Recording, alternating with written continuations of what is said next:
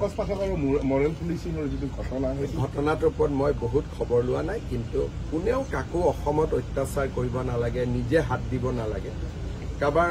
কিন্তু এইটো নহয় চুলি কেনেকে আহিব পাৰে সেইটো মই বুজি নাপাওঁ। গতিকে কিন্তু আহিছে নে নাই যদি লগাই ময়ো লগাব লাগিব, মোৰো পিছফালে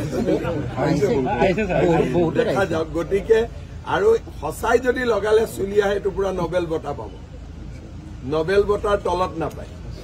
গতিকে এই কথাবিলাক আমি লাহে লাহে কেনেকে কি হয় বস্তুটো দেখা পাই থাকো। কিন্তু চুলি যদি সঁচাই আহে এইটো অসমৰ কাৰণে এটা বহুত ডাঙৰ কৃতিত্ব হ'ব।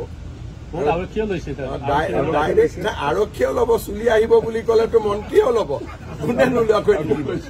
চুলি আহিব বুলি ক'লেতো ময়ো লৈ ল'ম। গতিকে খবৰ ল'ব লাগিব আহিলে। খালি আহক নাহক অন্যায়টো নহ'লে হ'ল। আহিছে নে নাই? ঠিক আছে, কালি দেখা যাওক।